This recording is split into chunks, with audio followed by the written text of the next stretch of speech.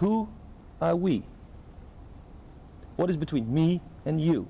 What is between me, myself, and the world? Questions we all struggle with. We talk with Barry Long, an Australian teacher, spiritual man, who visits Holland regularly. We're now in Eindhoven. Barry, welcome. Well, thank you, Luke. Reading a little bit about you and seeing the tapes, this concept of me, myself, the world, seems to be on the core of your teaching. Yes, pretty well, yes, that's so.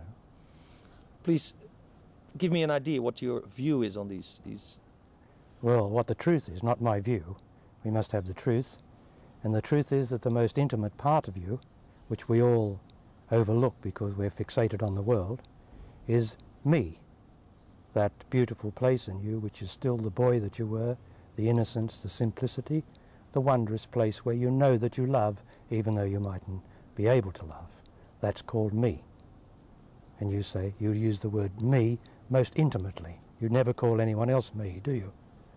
You call them you, but you never call them me. So me is the inner being, which is there now in every moment. And then there's yourself, which is on top of me, and which is the troublemaker in everybody's life. Yourself is the only problem on earth. If you didn't have yourself, you'd be a body and me, a beautiful, wonderful thing like all the rest of the creatures on earth. But we have ourselves, and ourselves are violent, pitiable, cruel, cunning, unhappy, resentful, angry. That's all myself. Now, what you call myself is what some people would call the ego. Yes, they would, but they don't know what the ego is. So they call it their self. Ego. It's a similar concept where you say all your frustrations are, but also your defense system, also your way of coping with the world is in the ego. And it seems to resemble that what you call myself. Yeah, but it's not the truth. The ego is the most precious and beautiful thing because the ego is confined to the body, which means the ego protects the body, the survival of the body, and that's a very beautiful thing. Oh, actually, so you see this system that we grow up with, that we have learned to cope with the world. You see, actually, that's our treasure. It's not No, that's the ego. What is not coping with the world is our self. So we all have to have a degree of self, and that's provided for us by our experience, because all our experience that we have is, most of it is in being hurt, our disappointments, our emotions when we're a child, our sexual experiences when we're so disappointed that it didn't turn out as me thought it would. And that turns into self, and that makes us hard. And then we've got to defend ourselves against the world, when we don't have to defend ourselves against the world. We only think we do. So the me inside, you say we don't have to defend? No, it's power. It's not force. Everything myself is force, and me is power. And power is still and silent and potent and beautiful. And that's me, inside that body listening to these words. And then there's yourself sitting on it. Wouldn't you know how often you feel burdened? You know how often you want to get away from it all? All you want to do is get away from yourself. Yes, but then sometimes I've learned that accepting myself and kind of calming it down and saying, okay, something happened in the world, any sounds, people shouting at you, remembering my father, whatever, I can calm down to myself and then say, hey, here we are again. Yeah, but the fact that you've got to calm it down shows that it's not a good thing, is it? I mean, if you get angry... No, it's not a good thing. Well, then what are you got to do about it? It's no good calming it down, because it'll get angry again and frustrated and unhappy again. You've got to do something about it. So you have a solution for that? Of course I do have a solution, okay. Otherwise I wouldn't be talking to you. Okay, Barry, tell me, what can I do to... You actually say to get rid of the myself. Well, to align yourself with me. You see, we've got to get the words right. Once yourself is aligned with me, the most beautiful part of you, which is the God in you, which is the being in you, myself surrenders like a true disciple, and then we don't have any more problems with myself. It's only when myself... I get confused. When you now talk about me, you're not talking about your me, you're talking about me. There's only one me. There's no me out here. This is a you. Now come on, get your thinking straight. Okay. This is a you to you. Yes. Me is the most intimate place in anyone listening to this tape, including you. That's me, right? So I forgot the question that you asked. The question is, how do I get to the me, or in other words, how do I align the myself? Well, first of all, you've got to be intelligent. Now, most of the world is clever but not intelligent. To be intelligent is to be able to be with me inside your body, right? Listening to these words. To be able to be, being, not being something, not being unhappy, not being happy, not being a man, not being a woman, but being, which has no gender, except that it always comes through a man or a woman. And that's in you now. And once you do that, you then start to get your life right, because nobody's life's right that I've ever met yet before they come to my teaching.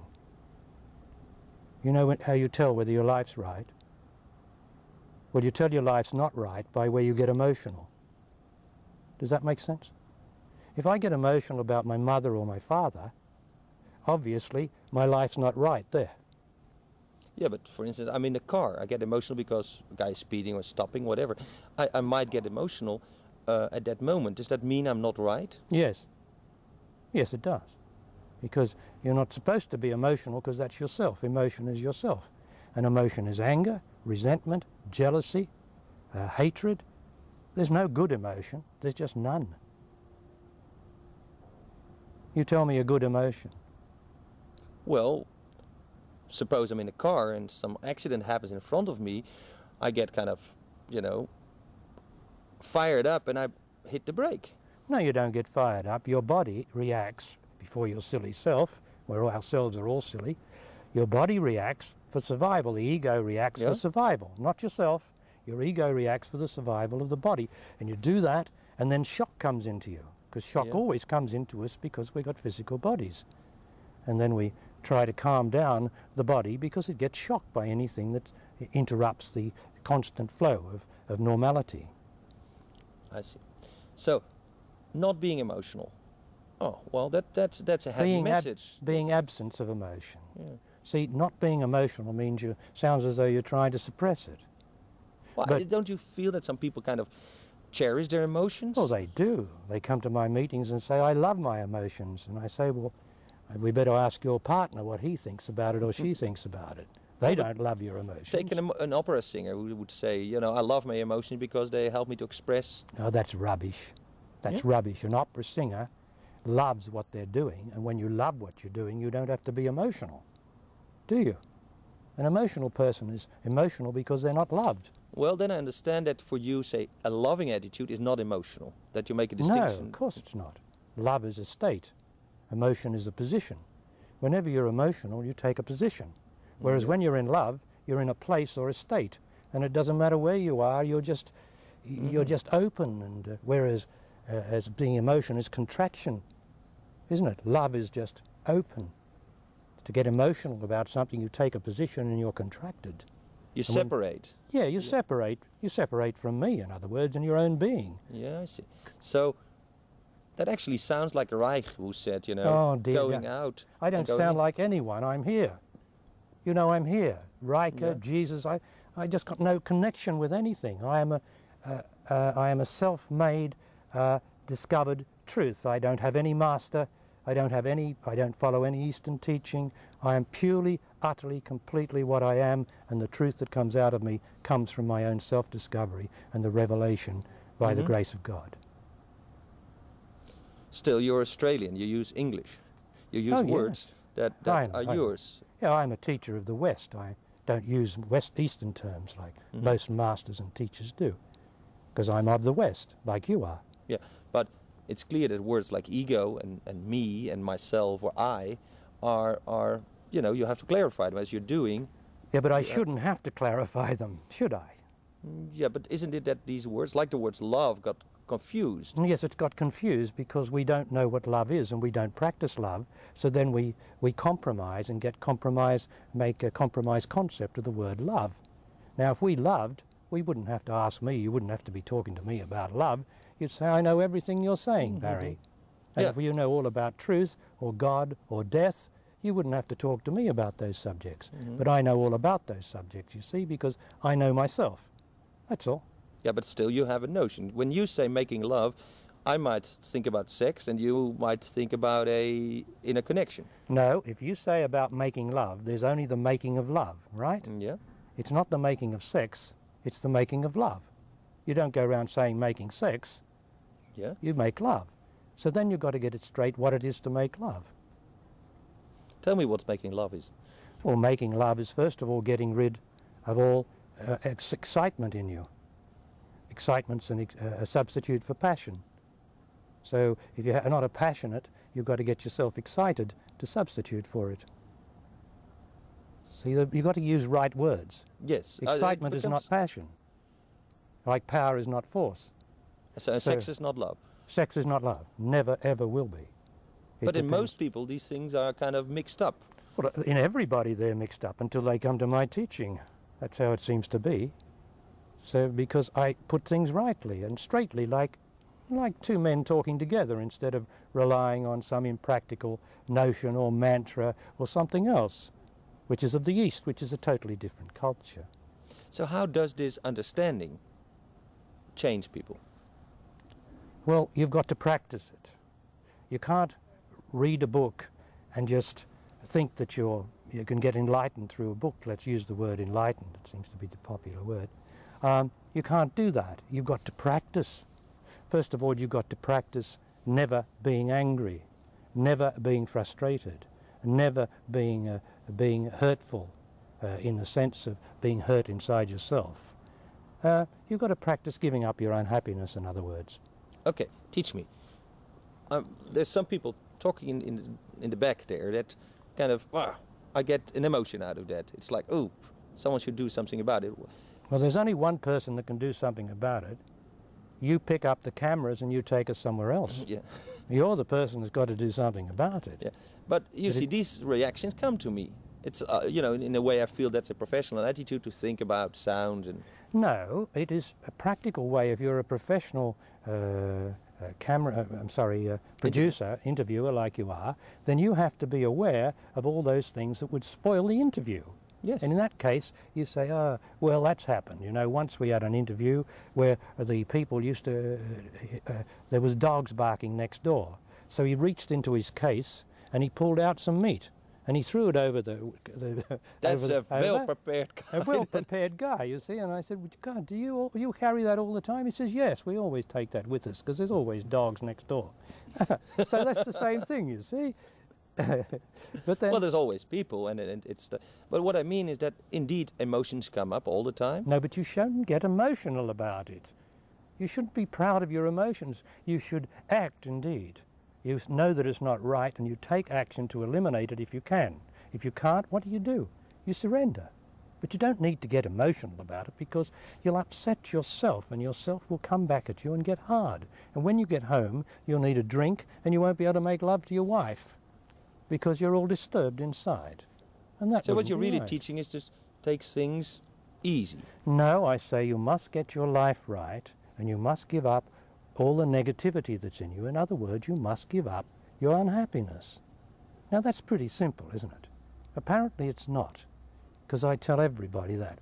All I've got to do is give up my unhappiness. Then you've got to define unhappiness, haven't you?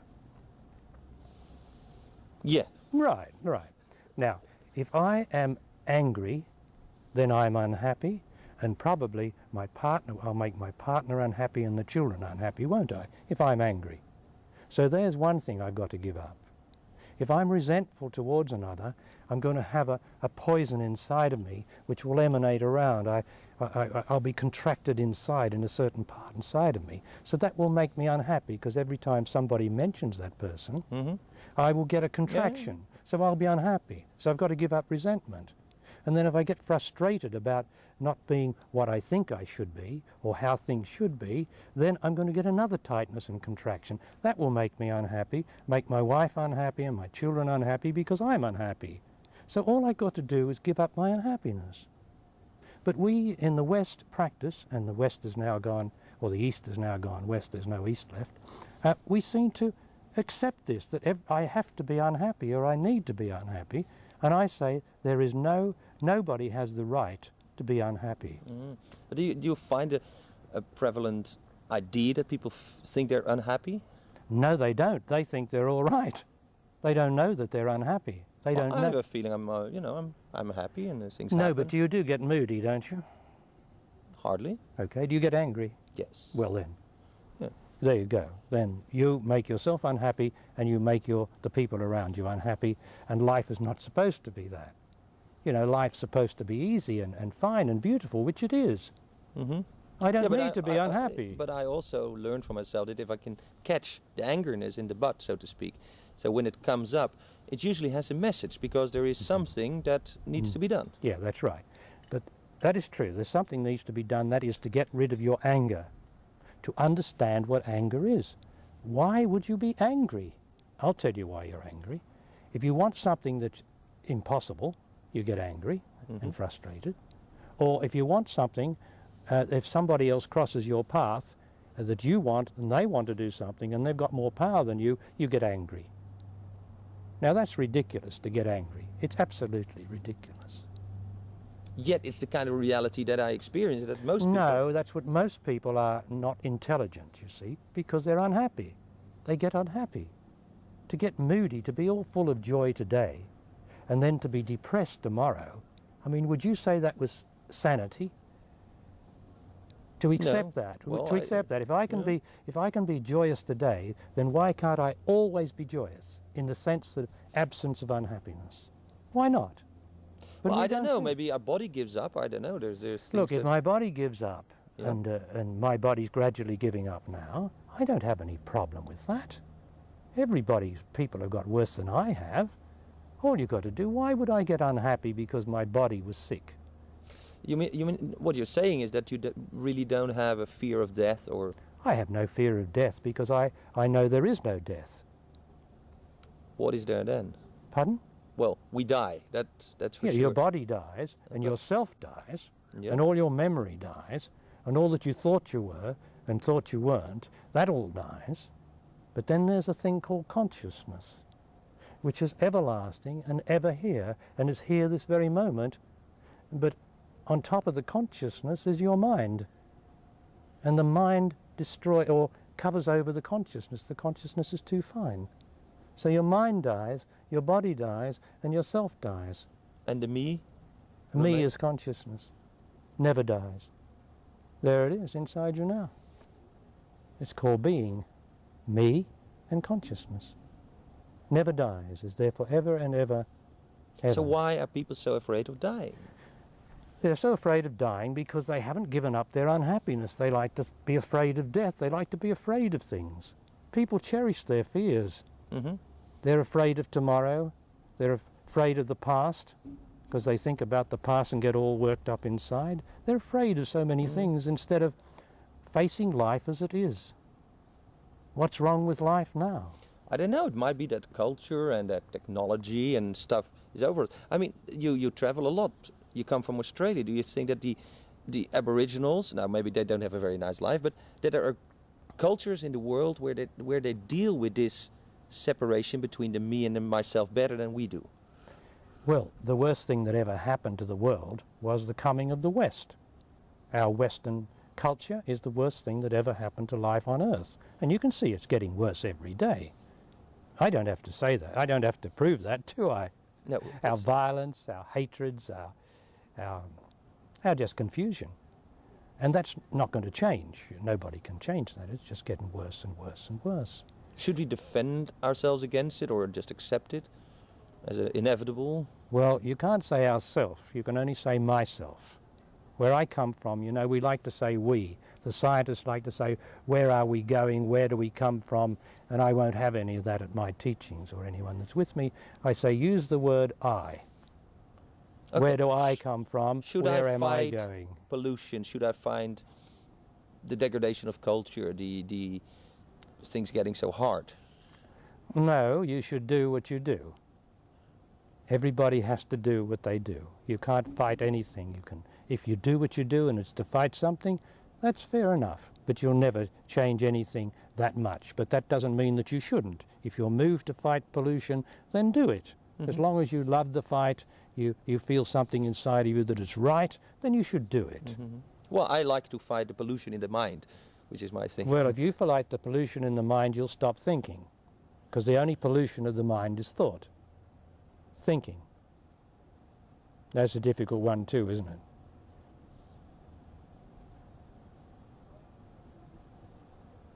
Yeah, well, people write books about thinking and we think it separates us from the animal, whatever. No, it separates it from me, not the animal. Forget the animal. Well, the me is the pure, innocent animal, like we see the rabbits and everything. Me represents that, which we all say, oh, how beautiful they are, how wonderful to watch, and we love to watch them in their natural habitat. That's the equivalent of me, because we relate to that. That's me and my innocence. So, but as soon as I start thinking about it, I lose me and I start to enter another world, another culture, which is the culture of unhappiness. Because thought will always lead to a thought about my own predicament, my own self-consideration, unhappiness. Thought will always lead there. Doesn't matter what you think about it. Yeah, well, you can't just give it up. You don't have an easy message, Barry. An easy message? No. We're talking about realizing God, life, truth, death or love. We're talking about making that real in this body. Yeah, but you ask for that, to give up my notion of myself, my defense No, I system. tell you how to do it. How to do it? You No, tell I me I don't have ask you to give up anything. I ask you only to find out what's making you unhappy. And if you find that your anger or frustration makes you unhappy, then I will tell you to face that and ask yourself, well, why am I getting angry and unhappy? Why? We think we have a right, you see, we never ask the why. Why? And when I ask why, I start to get intelligent and I see, well, I've got no right to be angry. I can take action if somebody does something to me. I take action necessary. If necessary, I can take them to the court. I can do anything. But I don't need to get violent and I don't need to get angry and upset my whole system, which will, as we all know, possibly turn into causing ill health. So these emotions that and all those anger and all those things are emotions, they can affect my health, as we all know. And emotional people are nervous people, they're unreliable people. You know, you never know when to believe them. If they said, I love you today, they're likely to say, I hate you tomorrow. Now, people could come to your course, to your teaching, and maybe you help them to think a little bit less, be a little bit less emotional. Yes. How do they feel afterwards? Well, you better go and ask them. They feel great. They feel great. Because really they say, well, when you come to my meetings, there's 400 people coming here for 5 days. And as there was in Sweden and Leicester last week, 500. I think we only had 250 in Sweden. But they come. They don't come to hear an idiot talking, and they don't come for a lecture for 5 days, you know. They come because it helps them to reach me inside them, their being, which never is always here. It's the immortal part of them. And that's beautiful, whereas your mind, what you think you are, what you believe in, is never going to last. You know, someone else is going to think something different, and you're going to have to go to war to defend your position and say that's a worthy war. And of course, there's no worthy wars.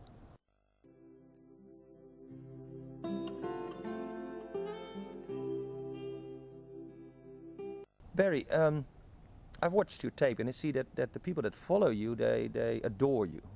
Well, that's not true. Well, I hope they love you, and I think that's a great thing. Well, I don't know that they do love me. Not all of them love me. Some love me because of the truth that I speak, not the man. They love the truth I speak. Yeah. Well, I see a certain adoration too, and for me personally, calling you a master of the West or even the master of the West, and you know, looking up to you makes me feel like, hey, we are all the same, aren't we? No, we're not all the same. You see, people are filled with unhappiness, and I am not filled with unhappiness. That's why, by grace, I have the right to talk to the people about truth and life and death and God. Only because I am free of unhappiness. How could I be filled with unhappiness and talk to you about getting rid of unhappiness? That would be absurd, wouldn't it?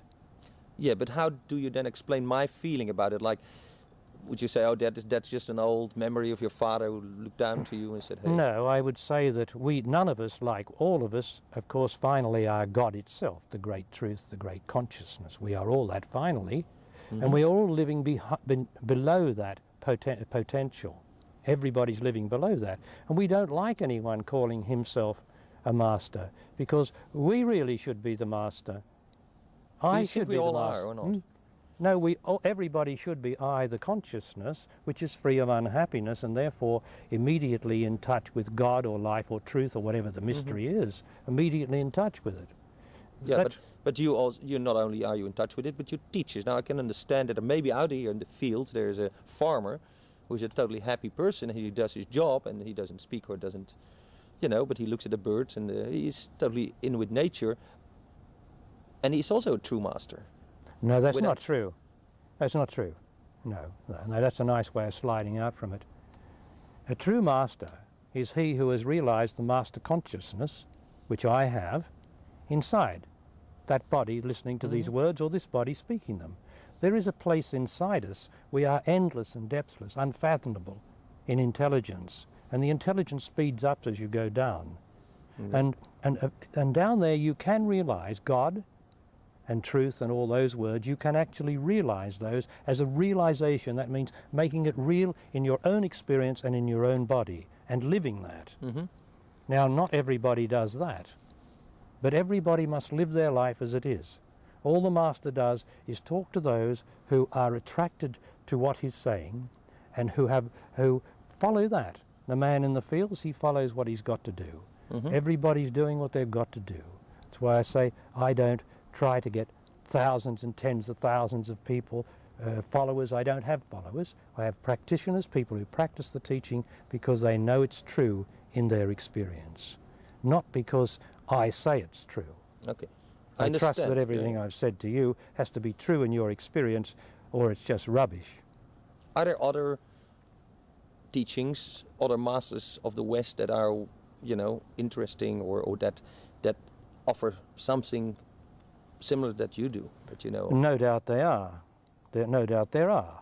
But the only teaching that I know that works is mine. Otherwise, I'd be teaching some other teaching, wouldn't I? Yes, true. But you know, my approach is that I see in everybody the master that they are, and if I don't see that, you know, it's my limitation not to see the God in everybody. Well, I don't think that's true. I think that what everybody should aim at, and that's what this teaching is, to get free of your unhappiness. Anyone who's not free of unhappiness is not free. He can call himself a master or a teacher, but he's not, because God is free of unhappiness, you know? There's no unhappiness in God. There's no moods in God. There's no depression in God. There's no resentment in God. And to realize God is to get rid of all that and live that. You can't say, I've realized God, and then go and get depressed. I mean, that is an absolute contradiction. You have to live it, you know. It's actually about living it. You can't what's left is love. You have to live love. Yeah, you have to live love. But you don't have to live love, because if you get rid of your unhappiness, all that remains is love. Okay. You don't have to do it. One of the mistakes we maybe make in is that we think love is always directed to something or the world, and we expect something back. That is true.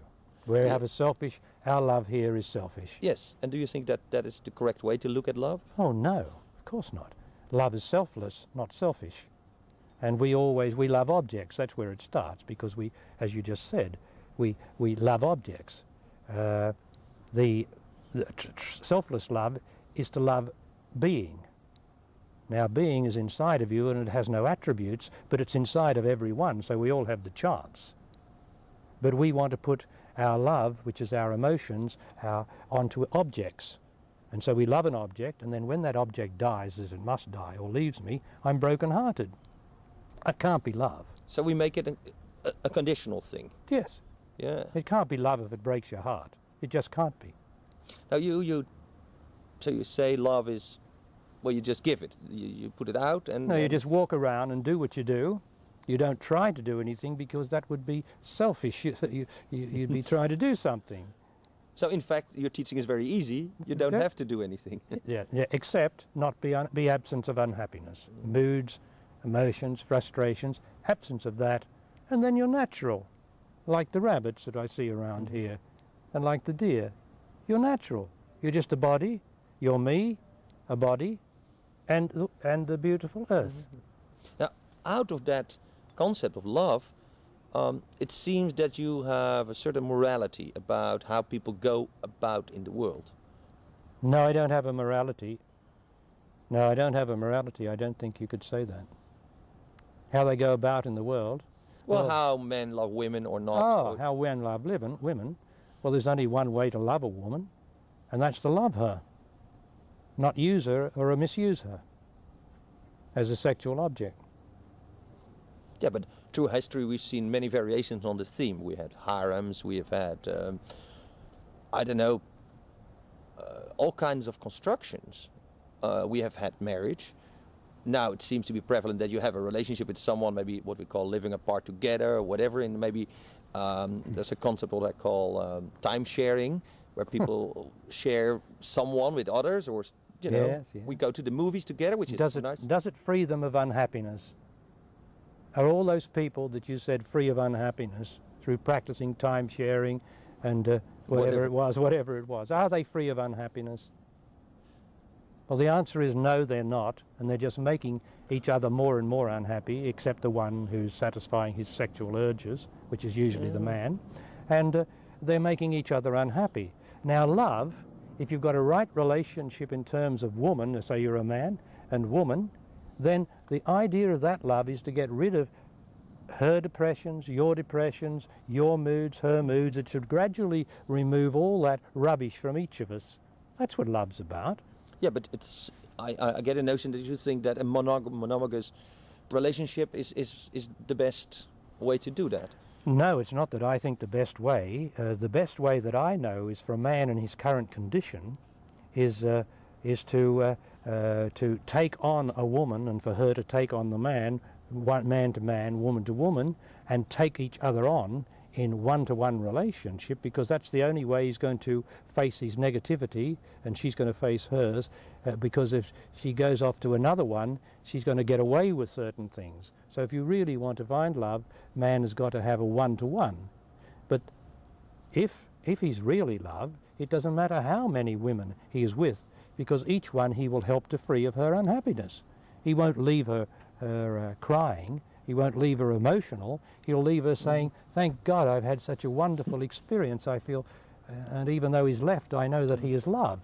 Now we're nowhere near that in this society, are we? Because we're so selfish in our love. It's all sexual. Well, it is, but we're trying to work with it. We're not working. You can't work with it. It's too dangerous. You can't work with it. You've got to get to the root of it. The root of the unhappiness, the root of my sexual excitement, if I am a man. Man is sexually obsessed, as you've heard me say.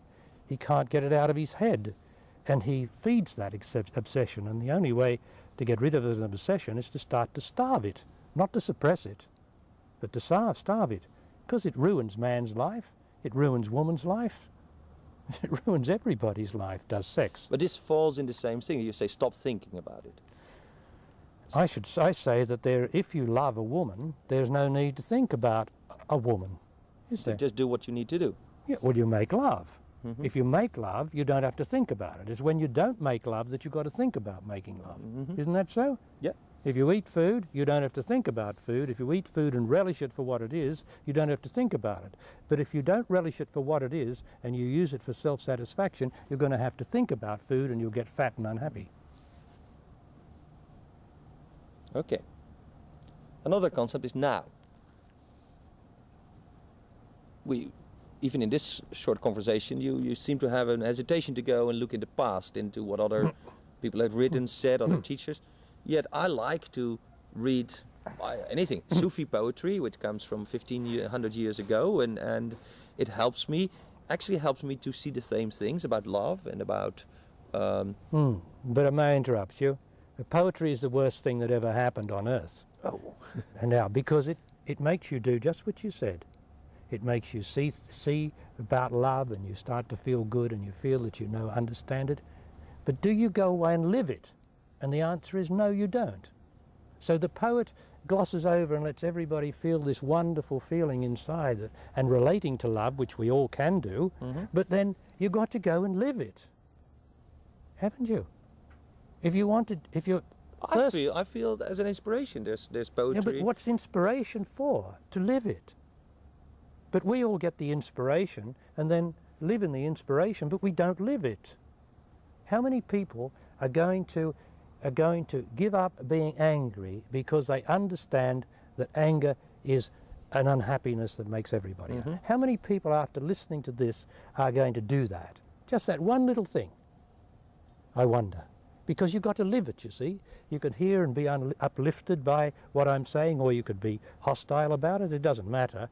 The thing is, have I said anything that you're going to live? Because action is purity, and living is the only way you can realize the truth, living it. But we in the West don't live it. We write books about it, we talk about it, we have discussions, and nobody lives it. Oh, I don't agree.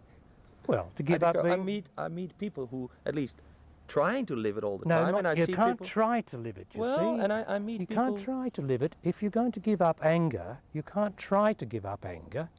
You just know why. Have I got any right to be angry? And the answer is no. So you don't have to try. You have to have the intelligence to see, my God, no. I have no right to be angry.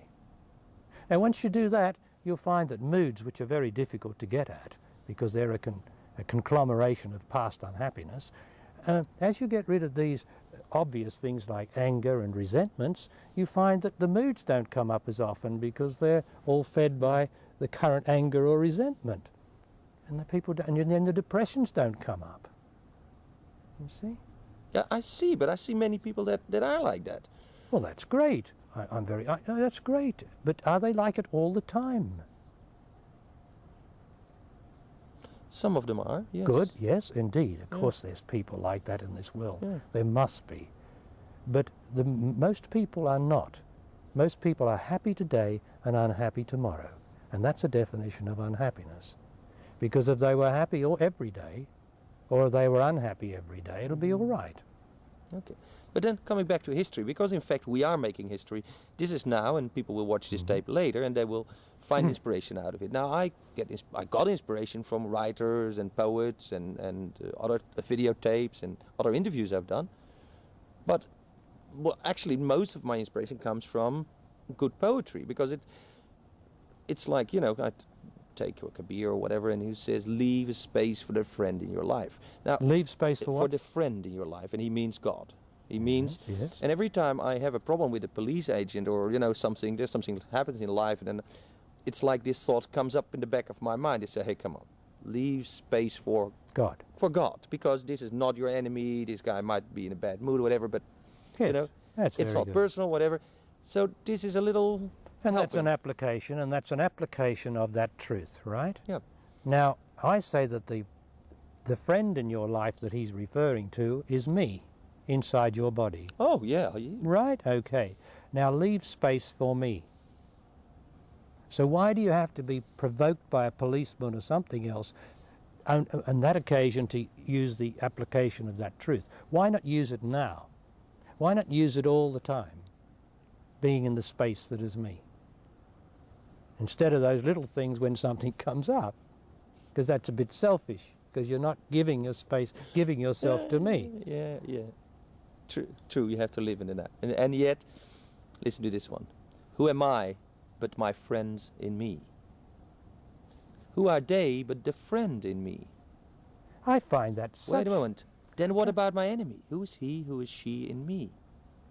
I find that so confusing. I couldn't Why? believe that anyone could write such rubbish. Yeah. Yeah, because why don't you say it straight? Why don't you be practical? Because my teaching's for 7-year-old. A 7-year-old should be able to listen to my teaching and say, yeah, I know that, I know that, I know that. But what you just said, no 7-year-old could possibly understand it. There is only I. There is only one I in the universe. For I, and I alone in that body and this body and everybody, call myself alone I. There is only one I. Now that's the truth. But in... And it's in me. And I, yes, it's in me. Yeah. But in a divided world where we are all divided bodies, and there are all forces and people want different things, we're all going to collide, as we want different things. We don't want me first, we want things first. Yeah, And that's the collision. Yeah. Objects, we want that first. And as soon as you do that, you introduce a world of collision and conflict, where what I want is going to conflict with what you want.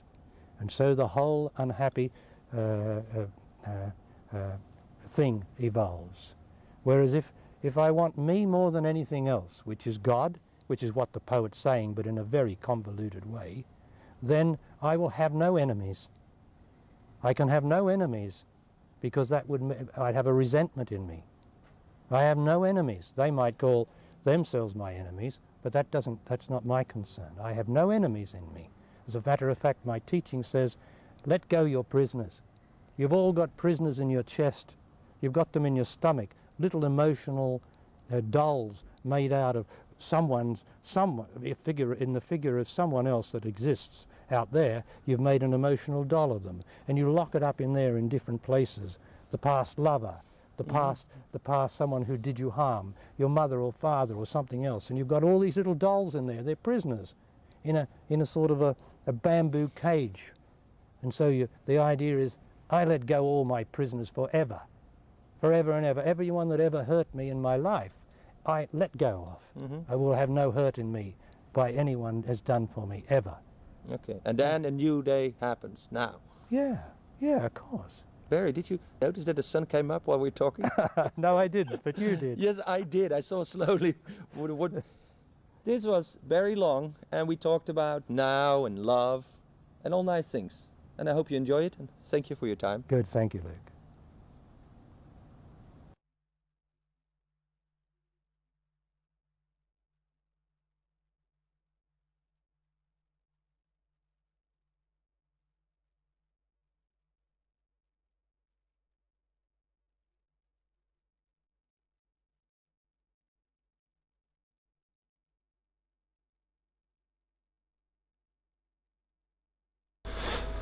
U kunt deze tape van Barry Long en andere tapes ook bestellen via Egosoft 020 6203 239.